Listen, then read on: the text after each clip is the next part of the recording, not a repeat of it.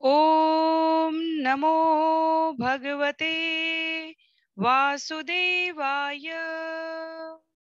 ॐ नमो भगवते वासुदेवाय। ॐ नमो भगवते वासुदेवाय।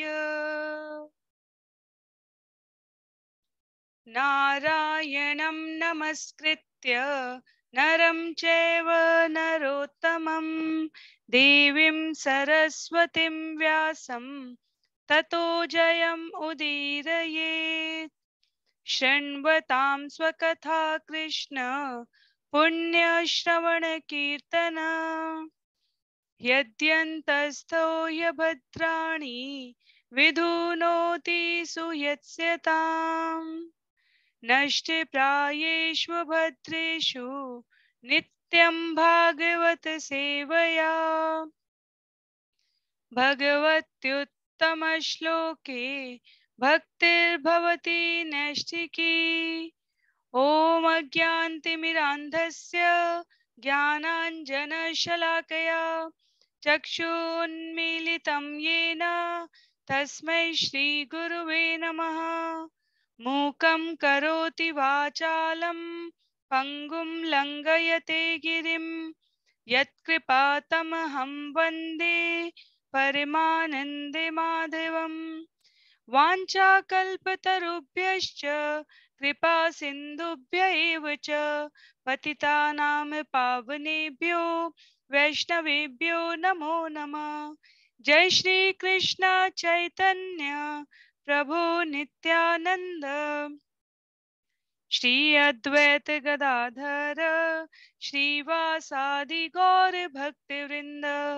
हरे कृष्णा कृष्ण कृष्ण हरे हरे, हरे राम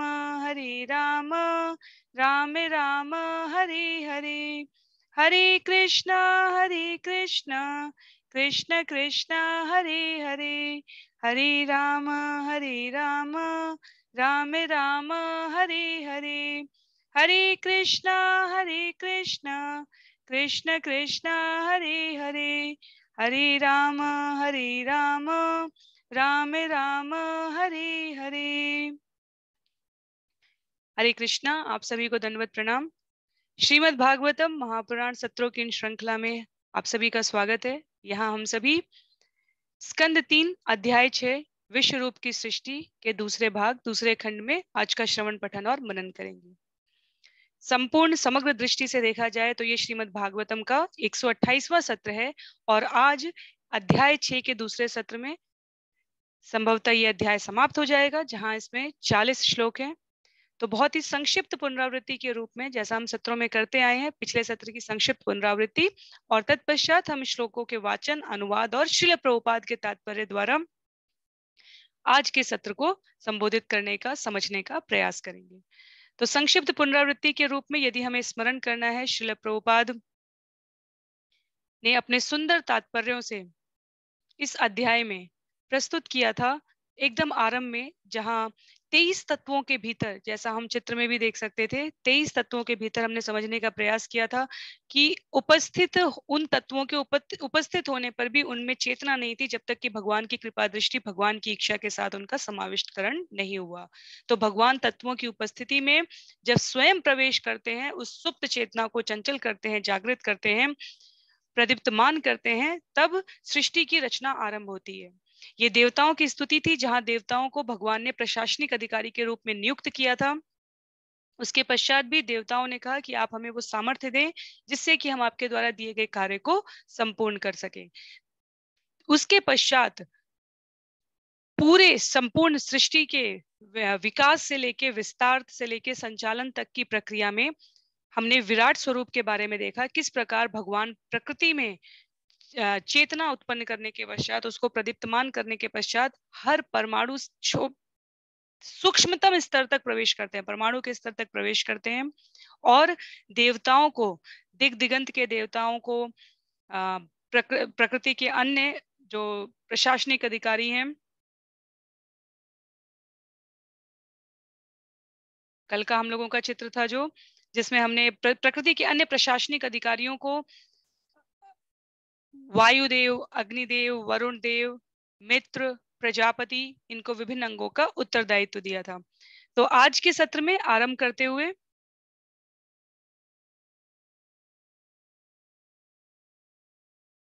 ये था वो चित्र जिसकी हम बात कर रहे थे। भगवान के विराट रूप में स्वरूप ये इंद्रियां भगवान के स्वयं विराट स्वरूप की, और उसके भीतर ही प्रकृति के सारे जितने भी जीवित तत्व हैं उनके संचालन और क्रियान्वयन के लिए इंद्रियों के देवताओं को स्थापित किया गया था। तो पूरा चित्र अलग अलग जो 23 तत्व यहाँ पर 5 ज्ञानेंद्रिय, 5 कर्मेंद्रिय, मन, बुद्धि, अहंकार, तन मात्राएं, शब्द, रूप, स्पर्श, गंध, ध्वनि, इनके साथ ये 23 तत्व हैं। महत्त्व, अहंकार, 5 तन मात्राएं, 5 स्थूल तत्व और 11 इंद्रियां।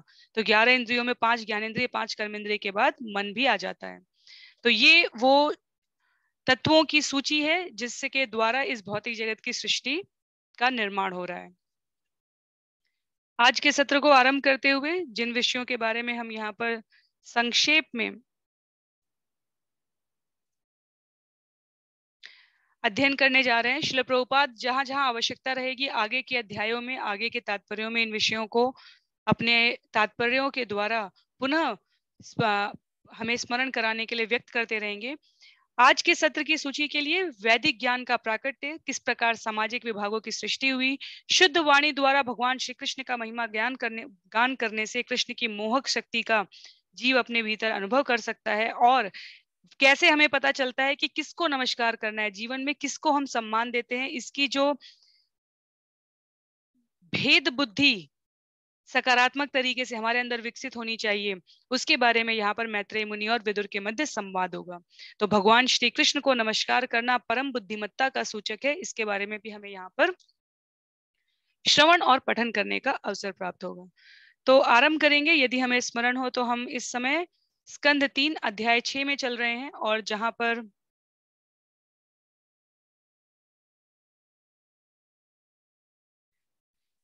पर इस स्कंद में जिसमें 33 अध्याय हैं, हमारी विषयों की श्रृंखला, अध्यायों की श्रृंखला कुछ इस प्रकार से रही है। मैत्रेय से विदुर की वार्तालाप, पूरी ये सब संवाद ही स्थापित हुआ जहां पर शौनक ऋषि ने वापस सूत गोस्वामी को ब्रह्म विस्तार, लोकों की गणना और भौतिक प्रकृति से इतर लाते हुए भक्त की कथा पर लेकर भगवान की चर्चा के लिए मार्ग प्रशस्त हो सके, इस प्रकार विषय को प्रस्तुत करने के लिए सूत गोस्वामी जी से अनुरोध किया है। तो विश्व रूप की सृष्टि 40 श्लोक के इस अध्याय में हम लोगों ने 20 श्लोक पिछले सत्र में समझने का प्रयास किया था। आज के सत्र को आरंभ करेंगे 21वें श्लोक से, स्कंद 3 अध्याय 6 श्लोक संख्या 21 से, जहां पर अभी देवताओं की सूची में कुछ इंद्रियां और उनके अधिपति देवों का वर्णन बाकी है। वहां से आरंभ करते हुए हम विषय को आगे ले चलेंगे। तो अनुरोध रहेगा बहुत ही विनम्र करबद्ध आप सभी से, जिनके पास पुस्तकें हैं कृपया करके अपनी पुस्तकें लें, क्योंकि यहाँ पर तात्पर्य की पंक्ति दर पंक्ति नहीं पढ़ी जाती है, पर श्लोक का वाचन और अनुवाद को हम श्रवण और पठन अवश्य करते हैं। जो महत्वपूर्ण बिंदु श्रील प्रभुपाद द्वारा बताए गए हैं उनको हम यहाँ पर संबद्ध करने का प्रयास करते हैं विषय को समझने के लिए। पर यदि पुस्तक आपके हाथ में रहेगी तो आप देख सकते हैं कि श्रील प्रभुपाद ने कितनी गहनता से इस विषय को हर श्लोक के में आवश्यक विषयों को उन्होंने सूचित किया है। तो आरंभ करते हैं श्लोक संख्या 21 से, स्कंद 3 अध्याय 6। हस्तावस्य विनिर्भिन्नो इंद्र स्वरपतिराविशत् वार्तयांशेन पुरुषो यया वृत्तिं प्रपद्यते। तत्पश्चात जब विराट रूप के हाथ पृथक हुए तो स्वर्गलोक का शासक इंद्र उनमें प्रविष्ट हुआ, और इस तरह से जीव अपनी जीविका हेतु व्यापार चलाने में समर्थ है। तो इंद्रदेव के लिए कहा जा रहा है कि इंद्रदेव किसके किसके अधिपति हैं? इंद्रदेव हाथों का अर्थ हुआ व्यापार करने का, क्रिया करने का, किसी प्रकार की वृत्ति को संचालित करने के लिए इंद्रदेव को अधिपति के रूप में, प्रशासनिक अधिकारी के रूप में भगवान ने नियुक्त किया है। तत्पश्चात श्लोक संख्या 22 में पादवस्य विनिर्भिन्नो लोकेशो विष्णुराविशत् गत्या स्वांशेन पुरुषो यया प्राप्यं प्रपद्यते। तत्पश्चात विराट रूप के पांव पृथक रूप से प्रकट हुए और विष्णु नामक देवता, भगवान नहीं, स्पष्ट लिखा है विष्णु नामक देवता ने उनमें आंशिक गति के साथ प्रवेश किया। इससे जीव को अपने गंतव्य तक जाने में सहायता मिलती है। तो विष्णु यहाँ पर देव के रूप में भी नाम है और हमें इसमें भ्रमित होने की भी आवश्यकता नहीं है। विष्णु उपेंद्र शिल प्रभुपाद तात्पर्य में इसको व्यक्त करते हुए बताएंगे कि किस प्रकार ये विष्णु विष्णु तत्व के विष्णु की बात करते हुए नहीं लिखा हुआ है, ये यहाँ पर एक देवता के नाम के लिए जिनका दूसरा नाम उपेंद्र भी है। जैसे सूर्यदेव, सूर्यदेव एक पदवी है, पोजीशन है, जैसे गृह मंत्री, रक्षा मंत्री, स्वास्थ्य मंत्री, शिक्षा मंत्री, पर्यटन मंत्री, ये एक पोजीशन है, ये एक पद है। उसी तरह सूर्यदेव एक पद है, उस पर आसीन होने वाले जो व्यक्ति हैं उनके नाम बदलते जाते हैं। जैसे इस मनवंतर के लिए विवस्वान है, भास्कर भी एक मनवंतर का नाम है। इसीलिए जब हम सूर्य के पर्यायवाची पढ़ते हैं तो हम भानु, भास्कर, रवि, विवस्वान अलग अलग नाम पढ़ते हैं वहां पर। तो यहाँ पर जो पैरों के देवता हैं, अधिपति हैं, उनके लिए कहा गया उपेंद्र, उनके पोजीशन है, पदवी है, और उस पर जो आसीन होने जा रहे हैं इस मनवंतर के लिए उनके लिए नाम दिया है विष्णु का। इंद्र पदवी है, उस पर पुरंदर, कई पर्यायवाची हैं इंद्र के लिए भी, उनको भी वहां पर जब अभी हम आगे के सत्र में मनवंतरों के अनुसार देवताओं के नाम पढ़ेंगे तो वहां पर हमें प्रत्येक पद के, प्रत्येक पोजीशन के लिए, प्रत्येक मंत्रियों के नाम पता चलेंगे कि किस मनवंतर के लिए किसका नाम है।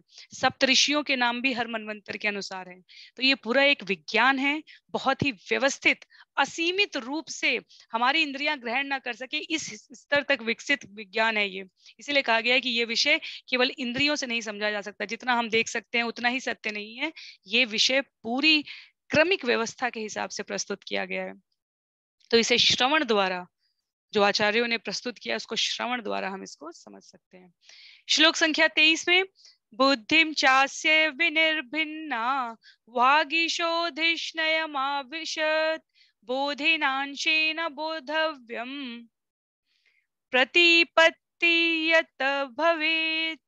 जब विराट रूप की बुद्धि पृथक रूप से प्रकट हुई तो वेदों के स्वामी ब्रह्मा बुद्धि की आंशिक शक्ति के साथ उसमें प्रविष्ट हुए और इस तरह जीवों द्वारा बुद्धि के ध्येय का अनुभव किया जाता है। तो बुद्धि के ध्येय का, मन बुद्धि अहंकार जो बात की गई है, इन तत्वों के, ये मन बुद्धि और अहंकार हमें हाथ पैर आंख कान मुंह त्वचा की तरह दिख नहीं रहे हैं, लेकिन ये सूक्ष्म तत्व हैं और इनके लिए भी अधिपति देव नियुक्त किए गए हैं। तो वेदों के स्वामी ब्रह्मा बुद्धि की आंशिक शक्ति के साथ प्रकट होते हैं।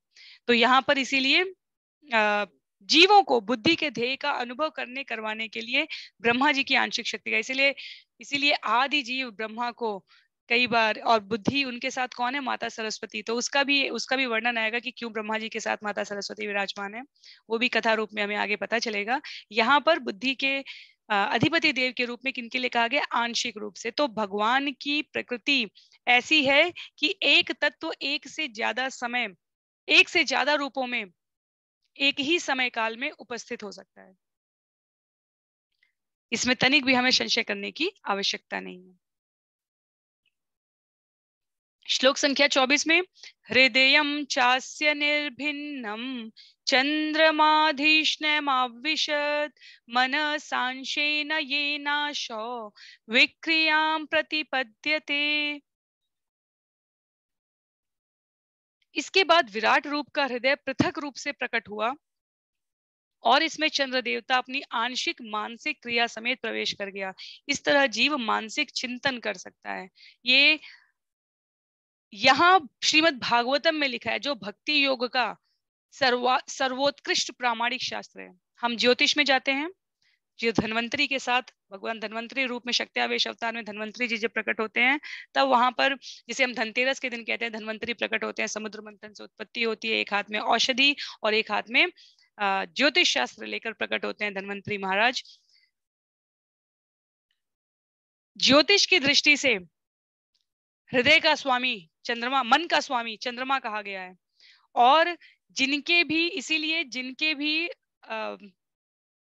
कुंडली में चंद्रमा जिस घर में जो 12 घर होते हैं, जिस घर में जहां जैसे उच्च अक्षांश पर उपस्थित है या निम्न अवस्था में उपस्थित है, उसके हिसाब से व्यक्ति की मानसिक प्रवृत्ति का भी पता लगाया जाता है।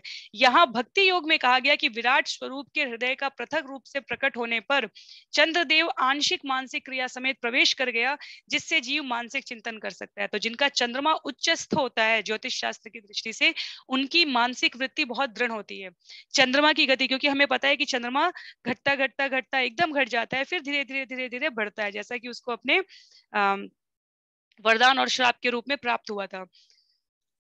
उसी प्रकार से व्यक्ति की मानसिक स्थिति भी होती है। तो ये शास्त्र कितने एकमत हैं, कितनी इनमें किसी विषय का प्रस्तुतिकरण अलग है, लेकिन उनमें कितनी समानता है।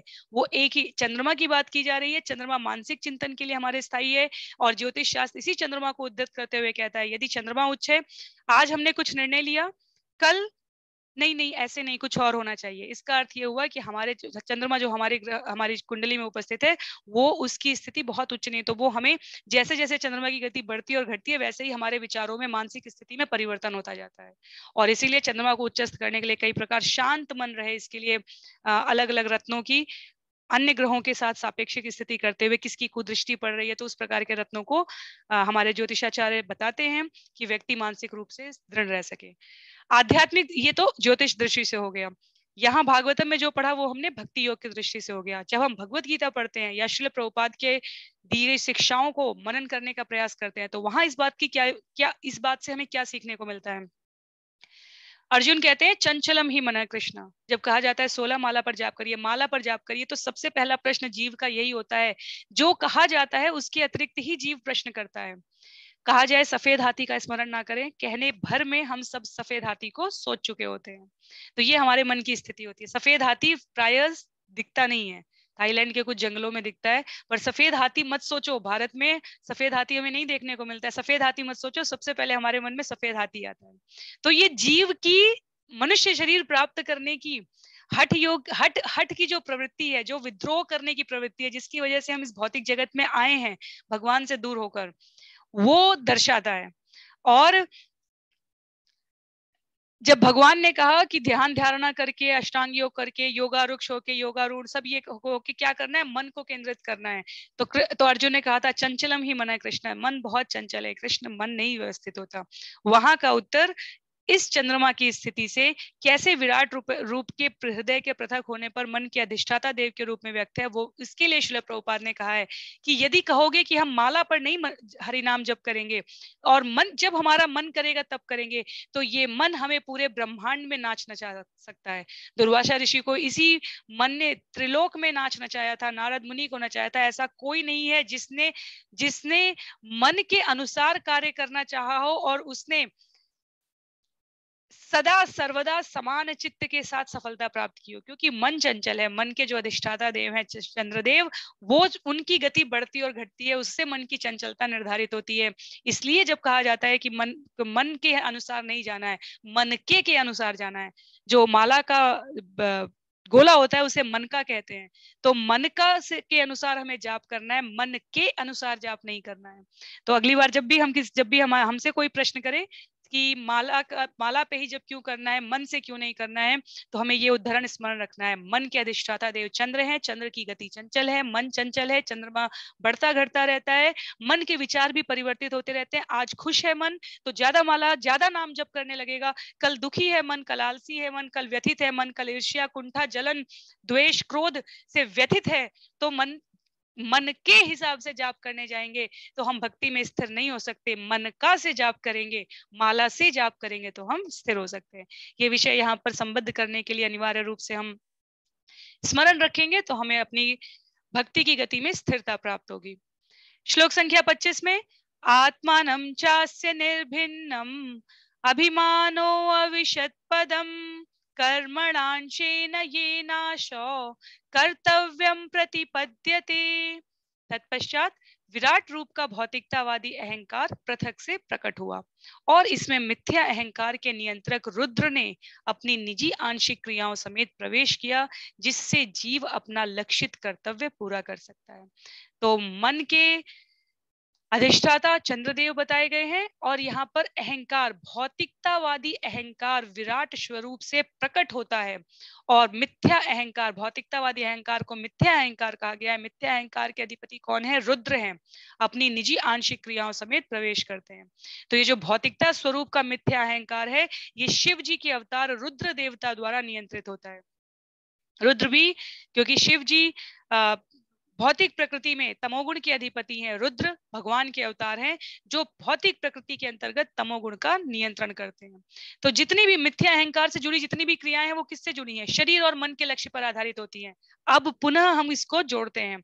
भगवान शंकर के मस्तक पर कौन विराजमान है? चंद्रमा। क्यों विराजमान है? उसकी कथा परिप्रेक्ष्य में हमें कथाएं पता भी है और आगे हमें इसको श्रवण करने को भी मिलेगी। यहाँ तत्व दृष्टि से उसका क्या महत्व है? मन का स्वामी कौन हुआ? हमारा चंद्रमा।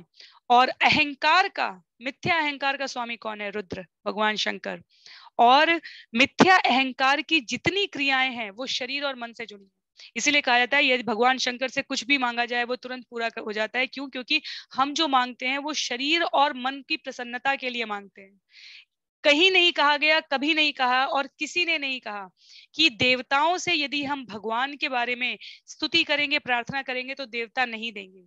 पर क्रियात्मक रूप से इस भौतिक जगत की प्रकृति का ध्यान रखते हुए देवताओं की, इन प्रतिनिधियों की, प्रशासनिक अधिकारियों की नियुक्ति भौतिक क्रियान्वयन के संचालन के लिए हुई है।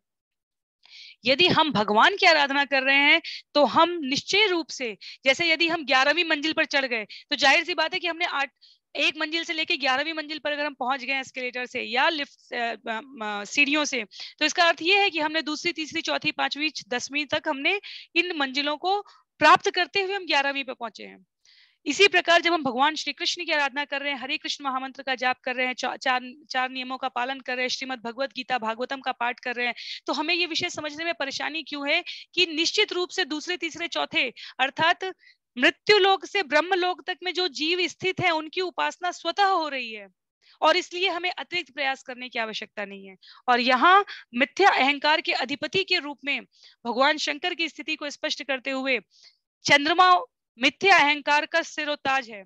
मन को प्रसन्न करने के लिए, शरीर की अभीप्सित इच्छाओं की पूर्ति के लिए मिथ्या अहंकार हमें निश्चित रूप से आवश्यक होता है। बद्ध आत्मा की वो अहंकार में धारणा, मेरे पास पत्नी हो, मेरे पास पुत्र हो, मेरे पास पति हो, मेरे पास स्वरूप हो, मेरे पास पद हो, प्रतिष्ठा हो, संपत्ति हो, वैभव हो, सामर्थ्य हो, ये जितनी भी प्रकार की हम भौतिक प्रकृति से जुड़ी वस्तुओं की मांग करना चाहते हैं, हम कहते हैं महादेव तो भोले भंडारी हैं, जो मांगो, एक दो बेलपत्र और एक लोटा गंगा जल से प्रसन्न होने वाले महादेव है। निश्चित रूप से। क्यों? क्योंकि तमोगुण के अधिष्ठाता के रूप में, इस प्रकृति के संचालन के रूप में उनको इन कार्यों की पूर्ति के लिए नियुक्त किया गया। पर वो स्वयं महादेव किसकी साधना में रहते हैं? काशी में कहा गया है कि जब झांकियां लगाई जाती हैं जन्माष्टमी के समय, शिवरात्रि के समय, कार्तिक सावन के समय, तो आप देखेंगे काशी में, काशी हमारे 12 ज्योतिर्लिंगों में से एक आता है। अन्य स्थानों पर भी निश्चित रूप से इसी प्रकार होगा कि भगवान शंकर सदैव ध्यान धारणा तप तपस्या में लगे हुए हैं। वो राम राम राम राम जप कर रहे हैं। बेलपत्र पर राम लिखे बिना बेलपत्र स्वीकार नहीं होता है भगवान शंकर के द्वारा। तो विषय क्या है यहाँ पर समझने का? विषय ये है कि ये जो मिथ्या अहंकार है, हमें इससे ऊपर पहुंचने की स्थिति में पहुंचना है। मिथ्या अहंकार शरीर और मन से संबद्ध है और देवता के रूप में अधिष्ठित भगवान शंकर इसको नियंत्रित कर रहे हैं। उनकी शक्ति माया देवी, जो भगवान की बहिरंगा शक्ति है, वो भगवान शंकर यदि भौतिक जगत के पिता के रूप में मिथ्या अहंकार माया तमोगुण के नियंत्रणकर्ता के रूप में है, तो भ्रमित माया का जो अंतिम पाश है वो उनके साथ है। माता पार्वती, काली, दुर्गा, अंबिका अपने विभिन्न रूपों में इस भौतिक जगत की मातृ शक्ति के रूप में प्रतिनिधित्व करते हुए और भगवान शंकर पिता रूप में प्रतिनिधित्व करते हुए शरीर से जुड़ी समस्त आवश्यकताओं की पूर्ति करने के लिए। पर जब मन को धारण करके चंद्रमा अधिष्ठित जो भगवान शिव का सरताज है, उनको जब हम स्थिर करके हरिनाम का जप करते हैं, तो भगवान शंकर ऐसे जीवों को अपने स्तर से ऊपर पहुंचा देते हैं। बहुत सारी काकभुषुंडी की कथा है, शिव महापुराण में रामचरित मानस में काकभूषुंडी और भगवान शंकर की कथा आती है, मानस कैलाश मानसरोवर के स्थान पर, कि किस प्रकार कोई यदि शंकर का भक्त बनता है और विष्णु का उपहास करता है तो भगवान शंकर उससे कभी प्रसन्न नहीं होते। आगे अभी श्रीमद् भागवतम में भी भगवान शंकर के बारे में पूरा एक विस्तृत चर्चा का पूरा अध्याय है, और कई 2-3-4 जगह पर है जहां हम इसको श्रवण करेंगे। तो अहंकार के अधिपति के रूप में रुद्र भगवान शंकर स्थापित किए गए हैं। श्लोक संख्या 26 में सत्वं चास्य विनिर्भिन्नम महान्धिष्ण्यम उपाविशत चित्तेनांशेन येनासो विज्ञानम प्रतिपद्यते। तत्पश्चात जब विराट रूप से उसकी चेतना पृथक होकर प्रकट हुई तो समग्र शक्ति अर्थात महत्त्व अपने चेतन अंश समेत प्रविष्ट हुआ। इस तरह जीव विशिष्ट ज्ञान को अवधारण करने में समर्थ होता है। तो चेतना के रूप में महत तत्व जिसकी हम बात कर रहे थे, चेतना 23 तत्वों के उपस्थित होने पर भी जब तक चेतना कॉन्शियसनेस भगवान की दृष्टि कृपा दृष्टि इन तत्वों पर उपस्थित नहीं होती है तो चेतना पृथक होकर प्रकट होती है, तो समग्र शक्ति महत तत्व अपने चेतन अंश के साथ प्रविष्ट होता है और इस तरह जीव विशिष्ट ज्ञान को अवधारण करने में समर्थ हो जाता है। तो हमारे पास मन है, बुद्धि है, अहंकार है, ज्ञानेंद्रिय है, कर्मेंद्रिय है, तन्मात्राएं हैं, लेकिन यदि चेतना नहीं है तो ये सारे सुप्त अवस्था में है। तो चेतना के ज्ञान से जीव सामर्थ्यशाली बनता है स्वयं को प्रस्तुत करने के लिए, और वो क्या है, वो विराट स्वरूप की चेतना आंशिक रूप से स्वयं को पृथक करके प्रस्तुत होती है। तो इस प्रकार से ये विराट स्वरूप के अंगों और इंद्रियों के द्वारा इसका वर्णन हमें यहाँ पर प्राप्त हो रहा है। श्लोक संख्या 27 में शीर्ष्णोस्य द्योधरापदम् शीर्ष्णोष्यदोधरापदभ्यां खमनाभिरुदपद्यते गुणानां वृत्तयो येषु प्रतीयन्ते सुरादय। तत्पश्चात विराट रूप के सिर से स्वर्गलोक, उसके पैरों से पृथ्वीलोक तथा उसकी नाभि से आकाश पृथक पृथक प्रकट हुए। इनके भीतर भौतिक प्रकृति के तीनों गुणों के रूप में देवता इत्यादि भी प्रकट हुए। तो हमने विराट रूप का जो अध्याय स्कंद 2 में हमने अध्ययन किया था उसमें हमने देखा था किस प्रकार से भगवान विराट स्वरूप के तलवे से पाताल लोक आरंभ होते हुए निम्न लोक जो है वो भगवान के कमर तक कहा गया है, कमर पर आते ही मध्य लोक कहे गए हैं और उच्चतर लोक जो है भगवान के वक्षस्थल से लेकर सिर तक के भाग को कहे गए हैं। यहाँ पर विराट रूप के सिर से स्वर्गलोक, पैरों से पृथ्वीलोक और नाभि से आकाश पृथक पृथक। तो भौतिक प्रकृति के रूप में अगर विराट स्वरूप इस एक मध्य भाग को समझा जाए प्रकृति की अवशिष्ट चेतना में, तो उसमें कहा गया है कि इस प्रकार लोकों की उत्पत्ति हो रही है। इन लोगों की उत्पत्ति के पश्चात जो भिन्न भिन्न उच्चतर देवता है, जीव हैं, उनकी भी उपस्थिति यहाँ पर सुनिश्चित की जा रही है इस विराट स्वरूप के शरीर के अंतर्गत। श्लोक संख्या 28 में आत्यंतिकेन सत्वेन दिवं देवा प्रपेदिरे धराम रजस्वभावेन पणयो ये च ताननु। देवतागण अति उत्तम गुण सतोगुण के द्वारा योग्य बनकर स्वर्गलोक में अवस्थित रहते हैं, जबकि मनुष्य अपने रजोगुणी स्वभाव के कारण अपने अधीनस्थों की संगति में पृथ्वी पर रहते हैं। तो ये प्रकृति के तीनों गुण सतरज और तम में जीव की संसर्ग अवस्था के कारण लोकों की व्यवस्था हुई है, अर्थात किस लोक में किस प्रकार के जीव निवास कर रहे हैं, इसको समझने के लिए यहाँ पर श्रील प्रभुपाद तात्पर्य में विशेष उल्लेख करते हुए व्यक्त कर रहे हैं कि जो सतोगुण में अत्यधिक विकसित रहते हैं वे उच्चतर लोक स्वर्ग लोक को जाते हैं, जो रजोगुण में है वे मध्य लोकों में पृथ्वी या ऐसे ही अन्य लोकों में रहते हैं, किंतु जो तमोगुण से पूरित हैं वे निम्न लोकों में या पशु जगत में गिरा दिए जाते हैं। तो देवतागण सतोगुण में अति बढ़े चढ़े होंगे, मनुष्यों से भी नीचे पशु हैं, पर उनमें से कुछ पशु मानव समाज से मिलते जुलते हैं, जैसे गाय, घोड़े, कुत्ते, ये सब मनुष्य के संरक्षण में रहने के आदि हो चुके होते। तो आत्यंतिकेन, श्रील प्रभुपाद लिखते हैं, आत्यंतिकेन शब्द अत्यंत सार्थक है। भौतिक प्रकृति के सतोगुण के विकास में मनुष्य स्वर्गलोक में स्थिर हो सकता है, किंतु रज और तम के अत्यधिक विकास में यही मनुष्य जीवों की हत्या करने से भी संकोच नहीं करता, जिन्हें स्वयं मनुष्य के द्वारा संरक्षण दिया जाता है। हमारे एक आचार्य इस्कॉन में अंतर्राष्ट्रीय कृष्ण भावनामृत संघ में एक व्याख्यान में उल्लेख करते हुए कह रहे थे कि हम जो मनुष्य हैं, जब हम ये सोचने लग जाते हैं कि ये जो सब कुछ हमें प्रकृति में दिखाई दे रहा है ये हमारे भोग के लिए है, तो हम उसी समय रजोगुण से भी गिरते हुए तमोगुण में प्रवेश कर जाते हैं। और जब हम सोचते हैं ये सब कुछ भगवान की सेवा के लिए हम प्रस्तुत करें उनको, और उनसे जो हमें उच्चिष्ट प्रसाद के रूप में मिले वो ग्रहण करें, तो उसी समय हम सत्व से बढ़ते हुए शुद्ध में चले जाते हैं। तो कहने का अभिप्राय ये है कि हम सभी मनुष्य रज और सत्व में ऊपर नीचे करते रहते हैं, पर जिसका भी हमने ज्यादा संसर्ग कर लिया, अगर रज का ज्यादा संसर्ग कर लेंगे तो नीचे तमोगुण में चले जाएंगे, सत्व का ज्यादा संसर्ग करने का प्रयास करेंगे तो ऊपर सत्व में तो शुद्ध में बढ़ जाते हैं। तो सत्व और रज में सिर्फ ऐसे इतना ही अंतर रहता है, कभी दिन के किसी भाग में हमारे अंदर सतोगुणी प्रवृत्ति ज्यादा हो जाएगी, कभी रजोगुणी प्रवृत्ति ज्यादा हो जाएगी, और जिस पर हम ज्यादा ध्यान केंद्रित करेंगे। कई बार लोग पूछते हैं कैसे पता चले सत है, रज है, तम है। जब हम स्वयं के ऊपर सोचने लग जाते हैं तो हम सत्व से बढ़ते हुए शुद्ध की तरफ अग्रसरित होते हैं। जब हम स्वयं के बारे में ही ज्यादा सोचने लगे तो हम अपने आप को स्वयं और आसपास की प्रवृत्ति के बारे में, प्रकृति के बारे में ज्यादा सोचेंगे तो हम नीचे की तरफ, हमारा अधोगमन हो जाता है। ये गाय, ये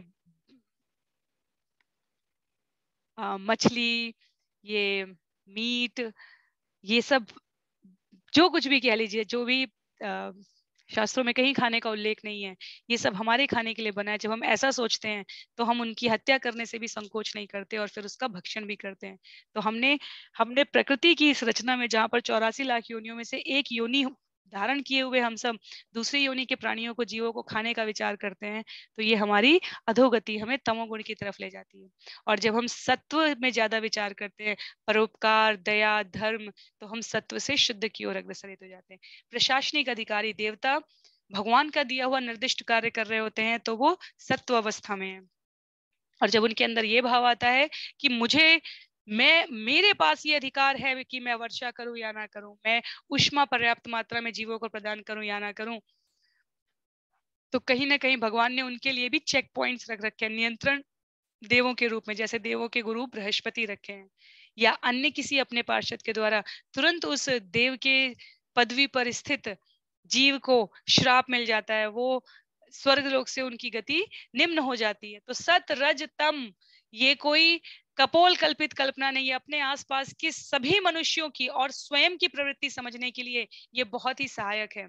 इसीलिए भगवद गीता का अध्याय 13, 14, अध्याय 17, 16, ये सभी में कैसे प्रकृति के गुणों के अधीन होकर हम कर्म करते हैं और उसके परिणाम स्वरूप में हमें क्या प्राप्त होता है, उसका विस्तार पूर्वक उल्लेख किया हुआ है। इसीलिए जो भगवत गीता के विषय ही कहे गए हैं, ईश्वर, जीव, प्रकृति, काल और कर्म।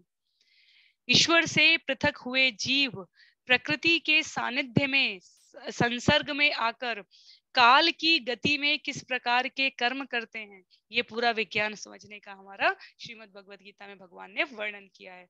और इसके अतिरिक्त और कुछ भी समझने के लिए बाकी नहीं रह जाता। इसीलिए जीवन में यदि कोई श्रीमद् भागवतम नहीं सुन रहा है और कुछ सुन रहा है तो श्रीमद् भागवतम सुने, लेकिन यदि श्रीमद् भागवतम सुनने का भी समय नहीं है तो निश्चित रूप से श्रीमद् भगवद गीता को विस्तार पूर्वक सुनना और समझना हमारे लिए बहुत आवश्यक है, प्रामाणिक स्रोतों से।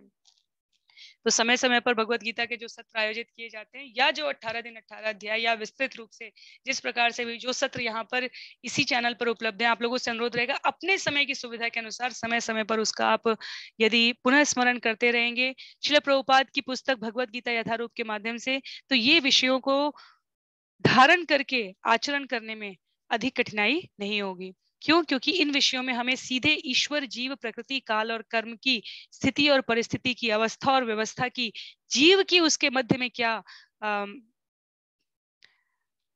विनिमय करने की प्रवृत्ति होनी चाहिए, उसके बारे में पूरा ज्ञान प्रस्तुत किया गया है।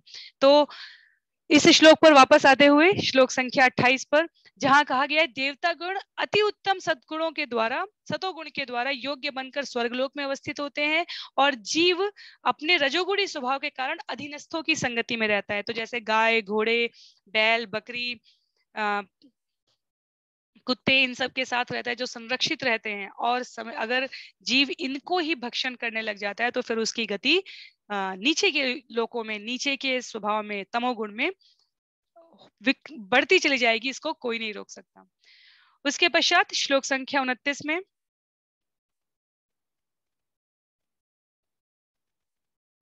तार्तियेन स्वभावेन भगवान्नाभिम् आश्रिता उभयोरन्तरं व्योम ये रुद्र पार्षदां गणा। जो जीव रुद्र के संगी हैं वे प्रकृति के तीसरे गुण अर्थात तमोगुण में विकास करते हैं। वे पृथ्वी लोकों तथा स्वर्ग लोकों के बीच आकाश में स्थित होते हैं। तो रुद्र के संगी प्रकृति के तीसरे गुण तमोगुण में रहते हैं, जैसा कि हमने कहा मिथ्या अहंकार तमोगुण के रूप में। पृथ्वी लोक स्वर्ग लोक के बीच आकाश में, आकाश का वो मध्य भाग पृथ्वी लोक और स्वर्ग लोक के बीच में भूलोक और भूवर लोक, 14 लोकों में भूलोक और भूवर लोक कहा गया, स्वर्ग लोक से नीचे और पृथ्वी लोक से ऊपर। और इसकी पुष्टि श्रीजी प्रभुपाद कहते हैं कि श्रील विश्वनाथ चक्रवर्ती ठाकुर और श्रील जीव गोस्वामी, जो दोनों हमारे गौड़ी वैष्णव परंपरा के प्रबुद्ध आचार्यों में आते हैं, उन्होंने इसकी पुष्टि की है। उन्होंने कहा है कि जो सतोगुण में है वो देवताओं के क्षेत्रों में है, जो रजोगुण में है वो मानव समाज में है, जो तमोगुण में है वे पशुओं या प्रेतों के समाज में स्थान पाते हैं। और इस निष्कर्ष में कोई विरोधाभास नहीं है। तो असंख्य जीव ब्रह्मांड के विभिन्न लोकों में फैले हुए हैं। इसीलिए जब कहा जाता है कि थलचर, नभचर, कीट पतंगे, ये 10 लाख 20 लाख तरह की इनकी प्रजातियां हैं। और कई बार हम देखते हैं कि वनस्पतियों के रूप में देखा कि आम की 2000 से ज्यादा प्रजातियां हैं, आम के वृक्ष की। तो इसी प्रकार कीट पतंगों की कई लाख प्रजातियां हैं। और कहाँ तक मनुष्य इसका अध्ययन कर सकता है और कहाँ तक समझ सकता है। इसीलिए श्रुति और स्मृति से ऊपर, प्रत्यक्ष और अनुमान प्रमाण से ऊपर ये शब्द प्रमाण है, जहाँ 84 लाख योनियां बताई गई है, जीवों के इतने प्रकार बताए गए हैं अलग अलग श्रेणी में। और श्रील प्रभुपाद कहते हैं कि इस प्रकार भौतिक प्रकृति के गुणों के अंतर्गत अपनी अपनी गुणताओं के अनुसार जीव विभिन्न योनियों में निवास करता है। तो श्लोक संख्या 30 में मैत्रेय मुनि कहते हैं, मुखतो अवर्तत ब्रह्म पुरुषस्य कुरुद्वः यस्तुन्मुखत्वद्वर्णानां मुख्यो भूद्र ब्राह्मणो गुरु। हे कुरुवंश के प्रधान, विराट अर्थात विश्व रूप के मुख से वैदिक ज्ञान प्रकट हुआ। जो लोग इस वैदिक ज्ञान के प्रति उन्मुख होते हैं वे ब्राह्मण कहलाते हैं, और वे समाज के सभी वर्णों के स्वाभाविक शिक्षक तथा गुरु होते हैं। भगवद गीता अध्याय 4 श्लोक संख्या 13 में भगवान ने स्वयं कहा है, इन वर्णों की सृष्टि उत्पत्ति मेरे द्वारा की गई है, और ये जन्म से नहीं अपितु गुण कर्म और स्वभाव से निर्धारित होते हैं। सूत गोस्वामी जन्म से ब्राह्मण नहीं है, वो मिश्रित वर्ण संकर अवस्था में उनका अगर हम जन्म माने तो माने जाते हैं, पर वो यहाँ नैमिषारण्य के जंगल में 88,000 ऋषियों को कथा सुना रहे हैं। तो भगवान ने कहीं नहीं कहा कि जन्मना नहीं, कर्मेण, कर्म के गुण कर्म और स्वभाव के अनुसार, जैसे गुणों का हम संग करते हैं, जैसी हमारी प्रवृत्ति है और जिस प्रकार के हम कर्म करते हैं, उससे हमारे वर्ण व्यवस्था निर्धारित होती है। इसका निर्माणकर्ता कौन है? स्वयं भगवान है। वर्णों की उत्पत्ति किसने की है? स्वयं भगवान है। आज भौतिक जगत में अगर हम बात करें तो जो साइंटिस्ट हैं, जो रिसर्चर हैं, जो गुरु हैं, टीचर्स हैं, अध्यापक हैं, वो शास्त्रों में उल्लिखित वर्ण व्यवस्था के अनुसार ब्राह्मण हैं। क्यों? क्योंकि उनकी रुचि है अध्ययन में। हर किसी की रुचि अध्ययन में नहीं होती, हर किसी की रुचि अध्यापन में नहीं होती, हर किसी की रुचि मार्गदर्शन में नहीं होती। हमारा स्वभाव होता है, एक ही माँ से उत्पन्न हुए बच्चों का स्वभाव अलग अलग होता है। एक ही मित्र मंडली में अलग अलग स्वभाव के व्यक्ति रहते हैं, एक हाथ की उंगलियां अलग अलग होती हैं। अर्थ यह है कहने का कि गुण कर्म और स्वभाव जीव का उसके अपने प्रारब्ध पिछले जन्मों की गतियों से अलग अलग निर्माण हो रहा है। वो आत्मा में, जैसे हींग किसी बर्तन में रख देने से उस बर्तन में हींग निकाल खत्म हो जाने पे भी उसकी महक रह जाती है, सुगंधी के रूप में कपूर की महक रह जाती है। उसी प्रकार आत्मा शरीर दर शरीर बदलती है, लेकिन जिस शरीर में धारण होती है उसका स्वभाव उस पर सुगंधी की तरह अमिट रूप से रह जाता है। हींग और कपूर की महक की तरह आत्मा के उस पर जीव ने जो कर्म किया है पिछले जन्मों में, उसकी उस गुण के प्रभाव की छाप रह जाती है। और इस प्रकार हर जन्म से जन्मांतर पर जाते हुए आत्मा उस गुण को धारण करती चली जाती है। तो वो एक स्वभाव बन जाता है। कुछ बच्चे स्वभाव से बहुत शांत होंगे, कुछ बहुत उद्दंड होते हैं। तो ये क्या है, ये जन्म दर जन्म जो छाप पड़ती गई है प्रकृति के गुणों के संसर्ग की, उसका प्रभाव होता है। तो इसी संबंध में यहाँ पर कहा गया है कि पढ़ा हर किसी को भोजन पकाने की रुचि नहीं होती, अलग अलग प्रकार के व्यंजनों को, हर किसी की रुचि साहित्य में समान प्रकार से नहीं होती, कला में समान प्रकार से नहीं होती, संगीत में समान प्रकार से नहीं होती, खेल कूद अंदर बाहर प्रतिस्पर्धा इसमें समान रूप से नहीं होती है। और इसलिए भगवान ने कहा कि ये अलग अलग ये सब भगवत गीता में बहुत विस्तार में है, ये सब गुणों के संसर्ग से जीव द्वारा अर्जित किए गए प्रारब्ध का परिणाम होता है। तो यहाँ पर भगवान के विराट रूप के मुख से क्या हो रहा है, वैदिक ज्ञान प्रकट हो रहा है। वैदिक ज्ञान के प्रति जो उन्मुख होते हैं, जिनकी रुचि इन शास्त्रों को सीखने की होती है, वो ब्राह्मण हो गए। जो शस्त्र की तरफ अनुरक्त होते हैं वो क्षत्रिय हो गए। जो व्यापार व्यवसाय विनिमय लेन देन में जिनकी रुचि होती है वो वैश्य हो गए। और जो स्वभाव से सेवा में रत रहना चाहते हैं, जो विशेष प्रकार की किसी प्रकार की जिनको रूटीन, अभी अभी जैसे ऑफिसेज में भी आजकल इंटरव्यू में भी जब हम राष्ट्रीय अंतर्राष्ट्रीय बहुप्रतिष्ठित कंपनियों या इनमें जब हम अब अपनी अभ्यर्थी पत्र को लेकर पहुंचते हैं, तो आजकल ऑनलाइन सबमिट करने से पहले एप्लीकेशन हमें टेस्ट दिया जाता है, साइकोमेट्रिक टेस्ट होते हैं कहने के लिए। आपसे क्वेश्चन पूछे जाएंगे, आप इस स्थिति में है तो आप क्या करेंगे, ये करेंगे, ये करेंगे या ये करेंगे। आप भारतीय वायुसेना, थल सेना, नभसेना में परीक्षा के लिए जाएंगे तो आपसे 50 प्रश्नों की लिखित में पहले परीक्षा में वो प्रश्न पूछे जाते हैं। किसी भी कंपटीशन में, भौतिक जगत में भी पूछे जा रहे हैं ये प्रश्न, कि इससे क्या निर्धारण होता है, आपके स्वभाव का। तो ये निश्चित रूप से इस बात का सूचक है कि भौतिक जगत में ऐसा कुछ भी नहीं है जो परमात्मा के आध्यात्मिक जगत की कॉपी ना हो। तो गुण कर्म और स्वभाव की यहाँ पर पढ़ने पढ़ाने में रुचि रखने वाले ब्राह्मण कहे गए हैं। शस्त्रों के अध्ययन और समाज के संचालन वाले क्षत्रिय कहे गए हैं। व्यवसाय व्यापार विनिमय लेन देन में रुचि रखने वाले वैश्य कहे गए हैं वर्ण व्यवस्था में। और जो सेवा भाव से hospitality management, customer care centre, ये सब जो बनाए गए, ये क्या है, ये आपकी सेवा के लिए। बैंकिंग सेक्टर, तो जब हम नागरिक शास्त्र पढ़ते हैं, कक्षा 9 से आरंभ होता है, कक्षा 6, 7, 8 में भी होता है, वो सामाजिक शिष्टाचार होता है। पर वैसे नागरिक शास्त्र जब हम पढ़ते हैं तो वहां पर भी हमें बताया जाता है कि 3 तरह की सेवाएं होती है। एक तो प्रोडक्ट सर्विस होती है, जहां पर आप उत्पादन करते हैं। एक आपका विक्रय, क्रय और विक्रय होता है। और तीसरा आप सेवाओं, बैंकिंग सेवाएं, जैसे वो आपको सेवाएं दे रही हैं, वो आपको कोई प्रोडक्ट, कोई उत्पाद नहीं दे रही है, वो आपको सेवाएं उपलब्ध करती हैं। पैसा इधर से उधर ट्रांसफर करना है, इतनी आपको धन की आवश्यकता है, आपका ये धन का स्थानांतरण करना है, इनसे सेवाएं कहा गया।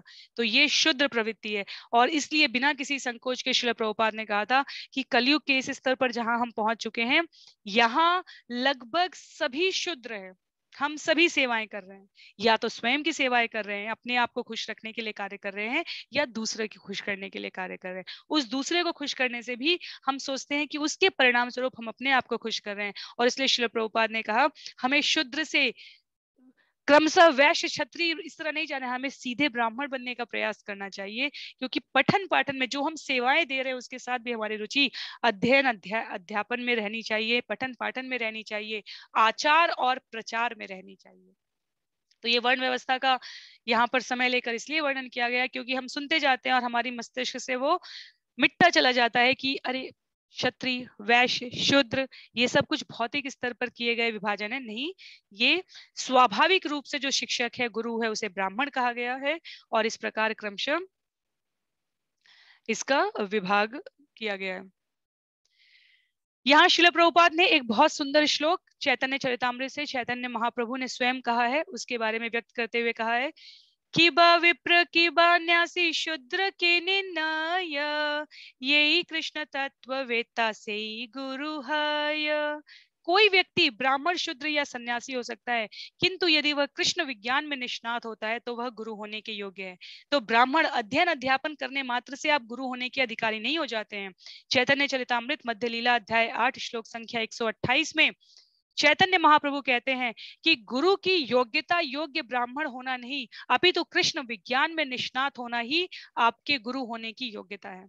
ब्राह्मण होने मात्र से, अध्ययन अध्यापन में रुचि होने में कहां से नहीं। यदि आपका अध्ययन अध्यापन आपको कृष्ण चरणारविंद में अनुरक्त करता है और आप दूसरों को वैसी प्रेरणा दे पाते हैं, तो आप गुरु कहलाने के अधिकारी होते हैं। तो ये जो कृष्ण विज्ञान है, ये जो सारी जटिलताएं हैं, कृष्ण विज्ञान जिसे पता चलता है वो इस सारी जटिलताओं से अपने आप को मुक्त कर सकता है और वो गुरु बनने का अधिकारी है। तो ये वर्ण व्यवस्था में भगवान ने उसे यहाँ पर प्रस्तुत किया है।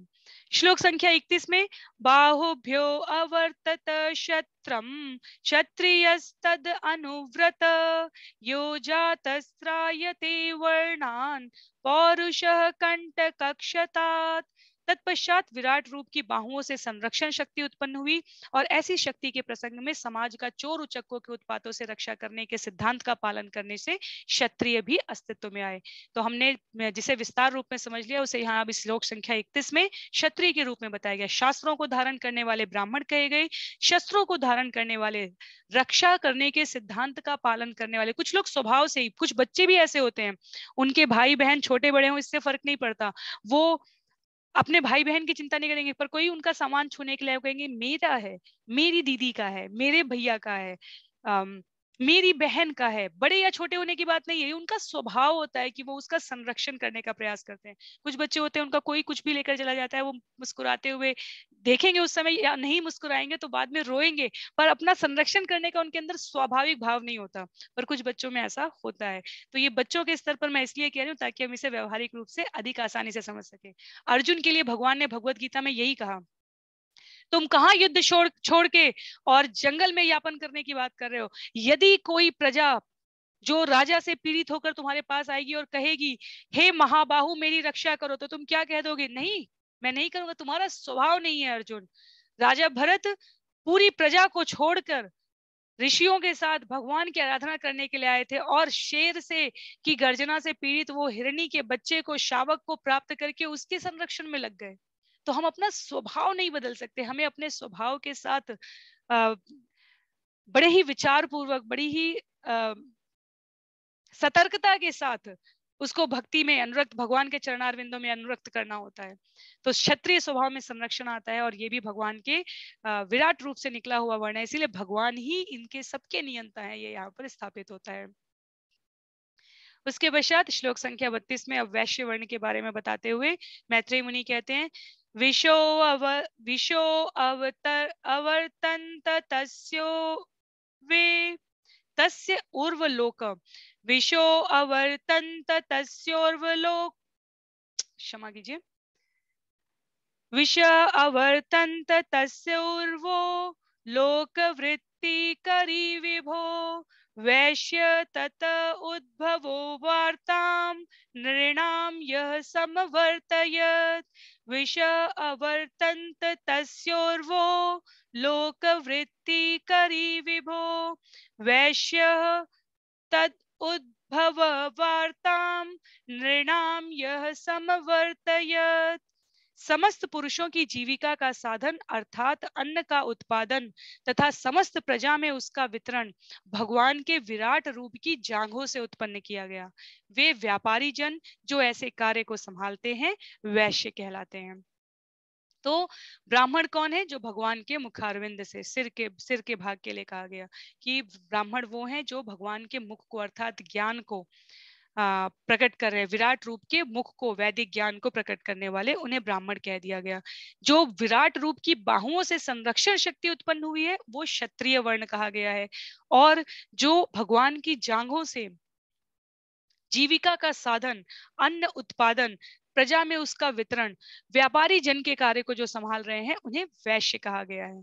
जैसे कृत्रिम उद्योग, जीविका, कृषि उत्पादों का वितरण, यातायात, बैंकिंग, श्रील प्रभुपाद लिखते हैं यातायात, बैंकिंग इत्यादि ये सब कुछ सम्मिलित है यहाँ पर।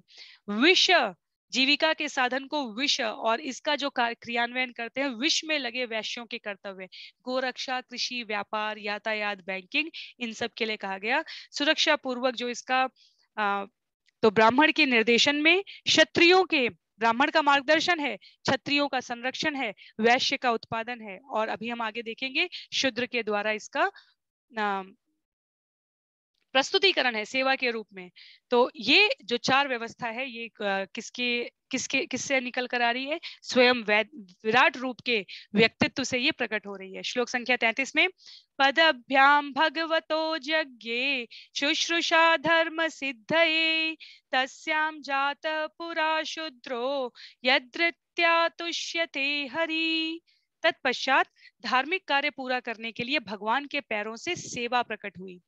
पैरों पर शूद्र स्थित होते हैं जो सेवा द्वारा भगवान को तुष्ट करते हैं। पुनः ये किसी को उच्चतर या निम्नतर दिखाने के लिए नहीं है। केवट, निषाद, शबरी ये उदाहरण है जहां भगवान इनके पास जाकर इनसे सेवा के लिए प्रार्थना करते हैं। तो समाज का कोई वर्ग कतिपय स्वार्थ युक्त, चाहे वो सामाजिक स्तर पर हो, राष्ट्रीय स्तर पर हो, अंतरराष्ट्रीय स्तर पर हो, किसी भी प्रकार की हमारे मानसिक विचारों में विकार डालने की प्रवृत्ति उत्पन्न करना चाहे, ये ऊंचा है, ये नीचा है, ये छोटा है, ये बड़ा है, यदि हम कृष्ण को केंद्र में रखकर अपने गुण कर्म और स्वभाव के अनुसार कर्म कर रहे हैं तो शास्त्र में अनगिनत उदाहरण है जहां पर जन्मना नहीं कर्मणा जीव की स्तुति की गई है, जीव को विभूषित किया गया है। तो इसलिए शूद्र भगवान के पैरों से उत्पन्न हुए हैं इसलिए वो निम्न हो गए, ब्राह्मण सिर से उत्पन्न हुए हैं इसलिए वो श्रेष्ठ हो गए। जन्म की उत्पत्ति नहीं महत्व की है। श्रील प्रभुपाद विस्तार से व्यक्त करते हुए कहते हैं उत्पत्ति है स्वाभाविक वृत्ति क्या है, आपकी स्वाभाविक वृत्ति क्या है वो समझना अधिक महत्व का है। तो पैरों पर शुद्र स्थित होते हैं, सेवा द्वारा भगवान को तुष्ट करते हैं। तो समस्त जीव एक दूसरे को इस प्रकार किसी भी प्रकार की सामाजिक पद की सिद्धि की परवाह न करते हुए जो भगवान की सेवा कर रहा है, सेवा करने मात्र से वो पूर्ण मानव बन जाता है, श्रील प्रभुपाद कहते हैं। और भगवान ऐसे इस संपूर्ण सामाजिक जो जो व्यवस्था है, जो ढांचा है वर्णों का, उसके द्वारा इस जगत का संचालन कर रहे हैं, इसको यहाँ पर व्यक्त किया गया है। श्लोक संख्या 34 में तो जो हमने अभी कहा उसको सार रूप में मैत्रेय मुनि यहाँ पर कहते हैं एते वर्णा स्वधर्मेण यजन्ति स्वगुरुं हरिं श्रद्धयात्मा अविशुद्ध्यर्थं यज्ञाता सह वृत्तिभिः। ये भिन्न भिन्न समस्त सामाजिक विभाग अपने अपने वृत्तिपरक कर्तव्यों तथा जीवन परिस्थितियों के साथ पूर्ण पुरुषोत्तम भगवान से उत्पन्न होते हैं। इस तरह अबद्ध जीवन तथा आत्म साक्षात्कार के लिए मनुष्य को गुरु के निर्देशानुसार परम प्रभु की पूजा करनी होती है। तो वैसे कहने के लिए ये चारों वर्ण भगवान के पृथक पृथक भागों से उत्पन्न हुए हैं, पर ब्रह्मांड संपूर्ण ब्रह्मांड के समस्त भाग के जीवों को परम शरीर का नित्य सेवक मानने का यहाँ पर भाव प्रस्तुत किया गया। विराट शरीर भगवान का मुख, हस्त, जांग, कमर का भाग, पद, सभी संपूर्ण ये सारे विभाग मिलाकर भगवान का विराट स्वरूप बना है। तो चाहे हमारे शरीर का भाग हो, मुंह, हाथ, जंघा, पाव, संपूर्ण शरीर सेवा करने के लिए यही उनकी स्वाभाविक वृत्ति है। इसलिए नवधा भक्ति में अम्बरीश महाराज का उदाहरण अभी आगे मिलेगा हमें, जहां वो समस्त इंद्रियों के द्वारा भगवान की सेवा में अनुरक्त हैं। तो ये जो पूरी संस्कृति है, सभ्यता है, ये जो वर्ण व्यवस्था है, इसकी पराकाष्ठा भगवान की दिव्य सेवा करना हो। अगर ये हम नहीं कर रहे हैं वैष्णव के रूप में अपने आप को समर्पित करते हुए, तो अन्य सभी प्रकार का ज्ञान, प्रज्ञान, प्रजल्प, प्रलाप है, इसके अतिरिक्त और कुछ भी नहीं है। श्लोक संख्या 35 में मैत्रेय मुनि कहते हैं एतत् भगवत देव कर्मात्म रूपिण कह श्रद्धयादुपाकर्तुम योग माया बलोदयम। हे विदुर, पूर्ण पुरुषोत्तम भगवान की अंतरंगा शक्ति द्वारा प्रकट किए गए विराट रूप के दिव्य काल, कर्म तथा शक्ति को भला कौन माप सकता है या उसका आकलन कर सकता है। कहने का अर्थ यह हुआ कि भगवान की अंतरंगा शक्ति योग माया द्वारा प्रदर्शित ये जो विराट रूप है, इसके विषय में हम मानसिक चिंतन कर सकते हैं, लेकिन ऐसे विशाल प्रदर्शन को हम माप नहीं सकते। गुणवत्ता हम समझ सकते हैं, जैसे जीव के रूप में हम सभी गुणात्मक रूप से भगवान के अंश हैं, लेकिन मात्रात्मक रूप से, गुणात्मक का अर्थ हुआ क्वालिटी वाइज, क्वालिटी आत्मा की क्वालिटी परमात्मा के अंश के रूप में है, क्वालिटी, पर हम क्वांटिटी की बात करें, मात्रात्मक, तो हम क्या माप सकते हैं? नहीं माप सकते। कैसे माप सकते हैं? सारी वनस्पतियां भगवान के रोए भगवान के विराट शरीर पर रोए के समान है। क्या हम माप सकते हैं? नहीं मान सकते। पानी की एक बूंद में महासागर का सारा गुण है, लेकिन वो पानी की बूंद महासागर नहीं है। क्या हम महासागर को माप सकते हैं? नहीं माप सकते। कहीं नहीं माप सकते, नहीं माप सकते। तो उसी प्रकार जब हम एक महासागर को नहीं माप सकते, कितना भी विज्ञान प्रगति कर ले, एक महासागर को मापने की कुछ नंबर 0.00000 बता दे, वो उस बात को प्रमाणित नहीं करता। और आजकल तो जो विभिन्न प्रकार के फ्रॉड होते हैं बैंकिंग सेक्टर में या अन्य उसमें, जो एल्गोरिथम लगाई गई है उसको समझने के लिए भी है कि अगर कोई कस्टमर, अगर कोई ग्राहक अपनी सैलरी स्लिप, अपनी जो पेमेंट स्लिप होती है वो लेकर आता है एक डॉक्यूमेंट के रूप में, और उसमें अगर तनख्वाह भी आपकी 000 लिखी है अंत में, 12,000 एग्जैक्ट, या 15,000, या 1.5 लाख, कुछ भी ऐसे लिखी है, तो सबसे पहले वो पेमेंट स्लिप आपके फ्रॉड चेकिंग में डाल दी जाती है। कहने का अर्थ हुआ कि खाली 0.000 लगाने से, क्योंकि जब हम जो भी हम सभी इस बात से जो हम सब परिचित हैं, जब भी किसी की सैलरी बताई जाती है तो विभिन्न कंपोनेंट्स होते हैं उसमें, आपका घर का जो भी अलग अलग कंपोनेंट्स होते हैं अलग अलग विभाग के अनुसार, तो सबका सम हमेशा एग्जैक्ट परफेक्ट 0.0 आएगा, ये संभव नहीं है उसमें। तो इसीलिए अगर डेसिमल में नहीं है, अगर दशमलव में आपकी सैलरी नहीं है, अगर 6, 8, 9, 7, 5 से अंत नहीं हो रही है, तो कहा जाता है कि इस डॉक्यूमेंट को चेक करने के लिए भेजा जाए। क्यों? क्योंकि ये समझा जाता है कि ये फ्रॉड क्रिएटेड है, चांसेस ज्यादा होते हैं फ्रॉड क्रिएटेड होने के। तो उसी प्रकार से सिर्फ ये कह देना कि महासागर में पानी की संख्या 10 के आगे 20 जीरो लगा के इतने मेट्रिक टन है, तो हम उसको सिर्फ संभव के रूप, हम कोई नहीं है जो कह सके हाँ इस यंत्र से मैंने मापा है। उसी तरह भगवान के विराट रूप का आकलन मानसिक चिंतन कर सकते हैं। महासागर इतना बड़ा है, हम उसके बारे में सोच सकते हैं कितना विशाल है, पर हम उसको माप नहीं सकते। विराट स्वरूप के अंदर ये पूरा ब्रह्मांड है, ब्रह्मांड, सारे ब्रह्मांड है, ये हम चिंतन मिला सकते हैं, पर हम इसको माप नहीं सकते। यदि हम भगवद गीता का भी अध्याय 11 याद करें, तो श्रील प्रभुपाद वहां का श्लोक उद्धृत करते हुए कहते हैं, अनेक बाहुदरवक्त्र नेत्रम पश्यामि त्वां सर्वतोऽनंत रूपम नान्तं न मध्यम न पुनः तवादिम पश्यामि विश्वेश्वर विश्वरूप। अर्जुन क्या कहते हैं वहां पे? 11.15 से अर्जुन ने वहां पर स्तुति जब आरंभ की है भगवान की विराट रूप देखने के पश्चात, तो क्या कहते हैं? हे विश्वेश्वर, हे विश्वरूप, हे ब्रह्मांड के स्वामी, मैं सभी दिशाओं में असंख्य हाथ, शरीर, मुख, आंखें देख रहा हूँ, सभी अनंत हैं। मैं इस रूप का न तो अंत पा सकता हूँ, न आदि न मध्य। मैया यशोदा ने भगवान के मुख में देखकर क्या कहा था? मैं ब्रह्मांड के अंदर ब्रह्मांड देख रही हूँ, असंख्य तारे देख रही हूँ, सूर्य चंद्रमा देख रही हूँ। इतना ही नहीं, मैं स्वयं को, ये जो मैं कृष्ण के साथ इस समय लीला चल रही है, उसको कृष्ण के मुख के भीतर देख रही हूँ। तो हम इसको गुणात्मक दृष्टि से समझ सकते हैं, लेकिन मात्रात्मक दृष्टि से हम इसका कहीं से कहीं तक भी पार नहीं पा सकते हैं।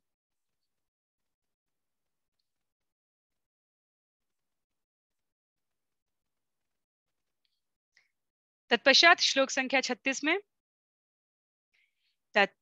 तथापि कीर्तयाम्यंग यथामति यथा श्रुतम कीर्तिम हरे स्वाम सत्कर्तुम गिरम अन्याभिधासतीम।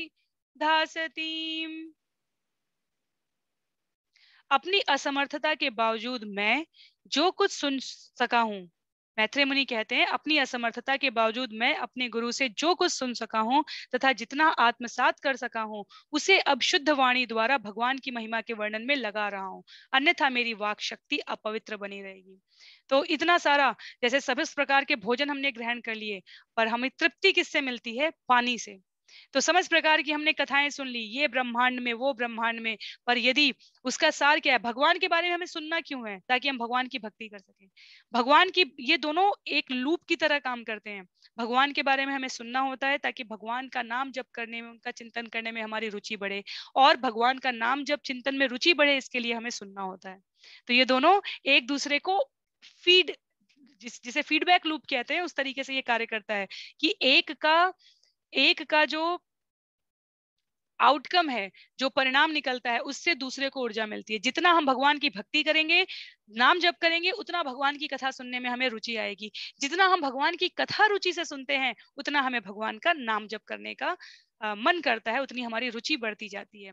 तो मैत्रेय मुनि यहाँ पर कहते हैं, जो कुछ मैंने सुना, जो कुछ मैंने आत्मसात किया भगवान के बारे में, वो मैं अब अपनी शुद्ध वाणी द्वारा भगवान की महिमा के वर्णन में, गान में यदि नहीं लगाता हूँ, तो फिर ये सब कुछ जो मैंने सुना और कहा, ये बिल्कुल ही अर्थहीन है, यदि इससे मेरे अंदर भगवान की वृत्ति। जैसे कि आम के बगीचे में हम खड़े हैं, कुछ उदाहरण सर्वकालिक होते हैं, वो हर परिस्थिति में हमें काम आते हैं। आम के बगीचे में खड़े, ये आम मैंने इतना पुराना है, ये राजा आए थे तो इनको दिया गया था, वो आम, उससे इतनी अच्छी चटनी बनती है, इतना अच्छा अचार बनता है, इतना हम ऐसे करते हैं, सब कुछ दिख रहा है हमें, पर उसका अर्थ कहाँ है? वो सब कुछ अर्थहीन है यदि हम उसको चख नहीं सकते हैं। तो भगवान की कथाएं हमने सुन ली, पर यदि जब तक हम हरि नाम रसास्वादन नहीं करेंगे अपनी जीवा से, तव कथामृतम तप्त जीवनम कविभिरीडितम कल्मषापहम श्रवण मंगलम श्रीमदाततम भुवि गृह्णन्ति ते भूरिदा जना। भूरिदा जना, जब तक साधु संतों की कही गई कथा को श्रवण करके हम अपनी जिह्वा के उपयोग का प्रयोग करते हुए भगवत वाणी को, भगवान के नाम को गान नहीं करते हैं, तब तक वाणी की जो अधिष्ठात्री हमारी सरस्वती देवी कही गई हैं, वो जब तक आकर नृत्य नहीं करती हैं, तब तक इस जिह्वा की सार्थकता नहीं है। ये जिह्वा सिर्फ दो कार्य करने के लिए मिली है हमें। क्या करने के लिए? भगवान का प्रसाद खाने के लिए और भगवान का नाम गुणगान करने के लिए। जितना भक्ति भाव से हम भगवान को अर्पित करके भोग उसको प्रसाद रूप में स्वीकार करेंगे, उतनी हमारे अंदर शुद्ध प्रवृत्ति बढ़ेगी भगवान का जाप करने के लिए, भगवान की सुंदर कथा कहने के लिए, नाम जप करने के लिए और भगवान के सुंदर दिए गए प्रसाद को पाने के लिए। तो जीवा पर सरस्वती आकर नृत्य करती हैं, भूरिदा जना, उन व्यक्तियों की जीवा पर आकर जो कानों से श्रवण करके भगवान की कथा अपनी जीवा से उसका गान करते हैं। इसलिए श्रील प्रभुपाद ने कहा था, एक एक व्यक्ति अंतर्राष्ट्रीय कृष्ण भावनामृत संघ के एक एक केंद्र को चलाने के लिए सक्षम है। आपको कुछ अतिरिक्त करने की आवश्यकता नहीं है। जहां जिस समय, जिस स्थिति में, जिस घर में, जिस देश में, जिस समाज में, जिस शहर में हम उपस्थित हैं, वहां अपने घर से एक निश्चित समय पर केवल प्रतिदिन शाम को आधे घंटे आरंभ कर सकते हैं परिवार के साथ कीर्तन करते हुए। भगवान को भोग लगाया, परिवार के साथ कीर्तन किया हरे कृष्ण महामंत्र का, हरे कृष्णा कृष्ण कृष्ण हरे हरे, हरे राम राम राम हरे हरे, और वो जो भगवान को भोग लगाया उस प्रसाद का वितरण कर दिया। पहले अपने परिवार से आरंभ किया, फिर अगल बगल के परिवारों को आमंत्रित किया। इसलिए इस प्रकार से हर घर अपने आप में भगवान का एक केंद्र हो सकता है, एक मंदिर हो सकता है। तो हमें बाहरी संसाधनों की, बहुत बाहरी आडंबरों की, बहुत आर्थिक समृद्धता की आवश्यकता नहीं है। हमारी रुचि और प्रवृत्ति होनी चाहिए, सुनना, सुनाना, पढ़ना, पढ़ाना, आचरण करना और प्रचार करना। सरलतम है, सरलतम। तो मैत्रेय मुनि यहाँ कहते हैं, मेरी इस वाणी का सदुपयोग तब होगा जब अब मैं भगवान के बारे में ये कथा कहने के बाद इनकी महिमा का गान कर सकूं। एकांत लाभम वचसोनुपुंसाम सुश्लोक मौलिर गुणवाद माहु श्रुतेश्च विद्वद्भिरुपाकृतायाम कथा सुधायाम उपसंप्रयोगम। मानवता का सर्वोच्च सिद्धिप्रद लाभ पवित्रकर्ता के कार्यकलापों तथा महिमा की चर्चा में प्रवृत्त होना है। ऐसे कार्यकलाप महान विद्वान ऋषियों द्वारा इतनी सुंदरता से लिपिबद्ध किए गए हैं कि कान का असली प्रयोजन उनके निकट रहने से ही पूरा हो जाता है। ये श्रवणेंद्रिय हमें मिली है भगवान की कथा सुनने के लिए। महान आत्माओं द्वारा, ऋषियों मनीषियों द्वारा ये भगवान की कथा को कहने का कार्यकलाप इतनी संपूर्णता के साथ व्यक्त किया गया है कि कान को केवल भगवान की कथा सुनने के निकट ले जाने मात्र से इस मानव जीवन की सर्वोच्च सिद्धि प्राप्त हो जाती है। क्यों? क्योंकि सर्वोच्च सिद्धिप्रद लाभ मानवता का क्या है? भगवान के कार्यकलापों और महिमा की चर्चा में प्रवृत्त होना है। जिस क्षण, जिस समय हमें ये दिमाग में स्थित हो जाए कि मिथ्या अहंकार से ऊपर उठकर हमारे जीवन का एक ही लालच, एक ही लोभ, एक ही अहंकार है, हमारी सारी प्रवृत्तियां, वृत्तियां और कर्तव्य की इतिश्री भगवान की सेवा में समर्पित होने से है, समाज से सभी प्रकार के पापाचार स्वयं नष्ट हो जाएंगे। लेकिन एक बार सुनते हैं तो हमें अच्छा लगता है, दूसरी बार सुनते हैं तो हमें स्मरण होने लगता है, ध्यान में रहने लगता है, तीसरी बार वो स्मरण होता है, चौथी पांचवी छठवीं बार सुनने से वो आचरण में जाता है और आचरण में सदैव बना रहे, इसके लिए हमें अपने आप को उसका संग लेते हुए उसके प्रचार में प्रवृत्त होना होता है। तो मैत्रेय मुनि कहते हैं मनुष्यों ने सब कुछ कर दिया है, लेकिन हमें सिर्फ क्या करना है, अपनी श्रवणेंद्रिय को भगवान की कथा सुनने के लिए निकट रखना है। आत्मन अवसितो वत्स महिमा कवि नादिना संवत्सर सहस्रांते धिया योग विपक्कया। हे पुत्र, आदि कवि ब्रह्मा 1000 दैवी वर्षों तक परिपक्व ध्यान के बाद केवल इतना जान पाए कि भगवान की महिमा अचिंत्य है। 1000 दैवी वर्षों तक ब्रह्मा जी ने, हमने ये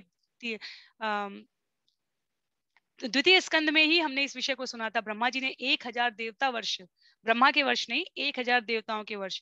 तो हमारे हमारे 1000 वर्ष की बात नहीं हो रही है, ब्रह्मा जी के 1000 वर्ष की बात नहीं हो रही है, ब्रह्मा जी के 100 वर्ष होते हैं, देवताओं के 1000 वर्ष, दैवीय 1000 वर्षों तक ध्यान करने के बाद केवल इतना जान पाए कि भगवान की महिमा अचिंत्य है। ये सार है। तो ब्रह्म संहिता में इसी भाव को ब्रह्मा जी ने प्रकट भी किया है और श्रवण और कीर्तन की प्रक्रिया का हमें दिव्य आनंद उठाना है। भगवान की महिमा अचिंत्य है, अनंत शेष अनंत मुखों से अनंत युगों तक यदि इसका वर्णन करें तो ब्रह्मा जी कहते हैं तब भी इसका वर्णन नहीं किया जा सकता है। तो अंतिम 2 श्लोक हैं आज के सत्र के। अतो भगवतो माया मायिनामपि मोहिनी यत् स्वयं चात्मवर्त्मात्मा न वेद किमुता परे। पूर्ण पुरुषोत्तम भगवान की आश्चर्यजनक शक्ति जादूगरों को भी मोहग्रस्त करने वाली है। यह निहित शक्ति आत्माराम भगवान तक को अज्ञात है, अतः अन्यों के लिए यह निश्चय ही अज्ञात है। आत्माराम भगवान तक को क्या अज्ञात है? भगवान की आश्चर्यजनक शक्ति। किस शक्ति की बात की जा रही है? अंतरंगा शक्ति की बात की जा रही है। पूर्ण पुरुषोत्तम भगवान की अंतरंगा शक्ति। अंतरंगा शक्ति श्रीमती राधा रानी जिसकी अधिष्ठात्री देवी है, वो जब तक भगवान को प्रसन्न करने के लिए, जब तक भगवान जितना उनके द्वारा सेवा भाव प्रस्तुत किया जाता है उससे संतुष्ट होते हैं, तब तक राधा रानी स्वयं के विस्तार और प्रभाव से और सखियों के और नित्य जगत के जीवों से द्वारा इतना आनंद और प्रस्तुत कर देते हैं कि भगवान उसका पार नहीं पा सकते हैं। इसलिए जब चैतन्य महाप्रभु की लीला, भगवान जब चैतन्य महाप्रभु के रूप में भक्तावतार लेते हैं तो उसके लिए वहां पर कहा गया है वो राधा रानी के उस भाव को समझने के लिए स्वयं भक्त बनकर आते हैं, जहां वो जान सके कि किस भाव से भक्त भगवान की सेवा करता है कि उसे कभी तृप्ति नहीं होती और भगवान संतृप्ति के इस सागर के पार को नहीं पा पाते। तो जब भगवान के लिए यह संभव नहीं है तो अन्यों के लिए यह निश्चित ही अज्ञात है। अर्थात भगवान की कथा और श्रवण बड़े बड़े आचार्य मनीषी अधिकाधिक ग्रंथ लिखने के पश्चात, पांडुलिपियों की पूरी श्रृंखला प्रस्तुत करने के पश्चात अपने एक पद्य में, एक भजन में, एक श्लोक में सिर्फ ये कहते रहते हैं कि आपके चरणारविंद में भक्ति रसास्वादन करने की हमें वो लत लग जाए, एक आपके प्रेम में हमारे आंखों से अश्रु आने लगे, वो भाव हमारे अंदर प्रस्तुत हो जाए। इसलिए ये अतिशयोक्ति नहीं है यदि मैत्रेय मुनि यहाँ पर कह रहे हैं कि अन्यों के लिए भगवान के उस आश्चर्यजनक शक्ति का, उस आश्चर्यजनक स्रोत का एक छटांश भी अनुभव कर पाना संभव है। तो इसलिए अनंत शेष यदि अनंत युगों तक गा रहे हैं और फिर भी पार नहीं पा रहे, यदि ब्रह्मा जी कह रहे हैं कि ये अचिंत्य है, यदि मैत्रेय मुनि यहाँ पर कह रहे हैं कि उसका वर्णन संभव नहीं है, तो इसमें कुछ भी अधिकतर नहीं है। तो क्या करना चाहिए हमें? यतो प्राप्य न्यवर्तन्त वाचश्च मनसा सह अहम चान्य इमे देवा तस्मै भगवते नमः। अपने अपने नियंत्रक देवों सहित शब्द, मन तथा अहंकार पूर्ण पुरुषोत्तम भगवान को जानने में असफल रहे हैं, अतएव हमें विवेक पूर्वक उन्हें सादर नमस्कार करना होता है। जहां नेति नेति न इति न इति इसके आगे अब मुझे भी नहीं पता वेद कहने लग जाते हैं, वहां उस ब्रह्म को हम मन से, बुद्धि से, अहंकार से नहीं जान सकते। कामदेव रासलीला में प्रस्तुत होते हैं कि मैं भगवान को बांध सकता हूं, वहां कामदेव स्वयं मोहित हो गए। मदन मोहन के रूप में भगवान ने, मदन मोहन मोहिनी के रूप में जब भगवान ने अपना स्वरूप प्रकट किया, तो मिथ्या अहंकार, जिन्हें हमने आज ही पढ़ा, मिथ्या अहंकार के जो अधिपति हैं रुद्र, वो मोहित हो गए मोहिनी के रूप से, समुद्र मंथन के रूप में। तो मन बुद्धि अहंकार की बात हो रही है। ब्रह्मा बुद्धि के प्रतीक मोहित हो गए, शिव मिथ्या अहंकार अहंकार के प्रतीक मोहिनी से मोहित हो गए, कामदेव भगवान की रासलीला में मोहित हो गए। उन्हें लगा कि यहाँ कोई शारीरिक भोग संभोग की स्थिति और परिस्थिति चल रही है। जन्म जन्मांतर से साधनारत जो ऋषि मुनि हैं, वो गोपियों के रूप में भगवान की अचिंत्य शक्तियों के रूप में प्रकट होते हैं, और हम उसे सिर्फ भौतिक शारीरिक स्तर की क्रियाओं का निरूपण समझकर घनघोर अंधकार के पापमय नरक में प्रवेश करते हैं। तो यहाँ पर इन तीनों से, मन बुद्धि अहंकार से, हम भगवान की लीला को नहीं समझ सकते हैं। कैसे हम सोच भी सकते हैं कि परीक्षित के समय अश्वत्थामा द्वारा उत्तरा के गर्भ पर किया गया प्रहार, भगवान बाहर खड़े हैं और अंदर जाके गर्भ की रक्षा कर रहे हैं। ये बिल्कुल वैसा ही हो गया जैसे कि आज कहीं हिरोशिमा और नागासाकी की घटना पढ़े हम और कहें कि जहां केंद्र में एपी सेंटर पे जहां बम गिराया गया था, वहां पर एक शिशु जीवित रह गया, और वैसा ऐसा शिशु नहीं, गर्भ में स्थित शिशु जीवित रह गया। उसका उससे भी कई हजार गुना प्रभावशाली था अश्वत्थामा का ब्रह्मास्त्र। तो संभव नहीं है। इसीलिए हम मानसिक स्थिति से, इन इंद्रियों से, मन बुद्धि अहंकार से भगवान को नहीं समझ सकते। हम सिर्फ क्या कर सकते हैं? नमस्कार कर सकते हैं। नमस्कार की अपनी महिमा है, कहीं ना कहीं इसका भी विस्तृत वर्णन आएगा। यहाँ मैत्रेय मुनि इस अध्याय को समाप्त करते हुए कहते हैं, विवेक पूर्वक हम भगवान को सादर नमस्कार कर सकते हैं।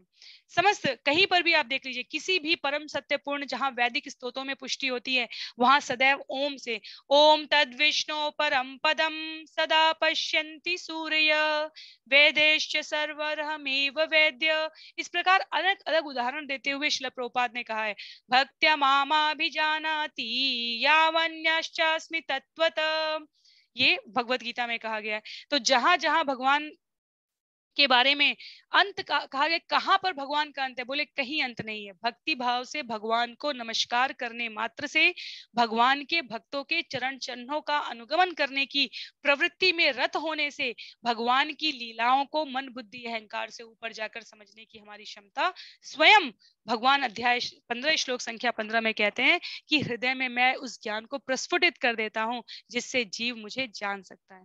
जब जान लिया तो शब्दों से व्यक्त नहीं हो सकता। जब अभी शब्दों से व्यक्त हो रहा है तो उस भाव में आगे बढ़ने की प्रवृत्ति को सुनिश्चित करने के लिए हो रहा है। तो इस प्रकार मैत्रेय मुनि यहाँ पर सब बताने के पश्चात क्या करते हैं?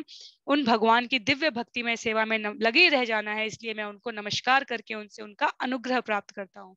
और इस प्रकार तृतीय स्कंद के अंतर्गत विश्व रूप की सृष्टि नामक छठे अध्याय का ये जो भक्ति वेदांत यहाँ पर प्रस्तुतिकरण है वो समाप्त होता है। अगला अध्याय स्कंद 3 अध्याय 7, जिसका नाम है विदुर द्वारा अन्य प्रश्न, वहां हम इस विषय को इसी मैत्रेय और विदुर के संवाद माध्यम से आगे समझने का प्रयास करेंगे। अध्याय 7 विदुर द्वारा अन्य प्रश्न, इसमें 42 श्लोक है और अगले सत्र में हम इसे आरंभ करने का प्रयास करेंगे। तो इस विषय को आज यहीं पर समाप्त करते हैं। श्रील प्रभुपाद की जय, श्रील गुरुदेव की जय, अनंत कोटि वैष्णव वृंद की जय। हरे कृष्णा। श्रीमद् भागवतम महापुराण की जय।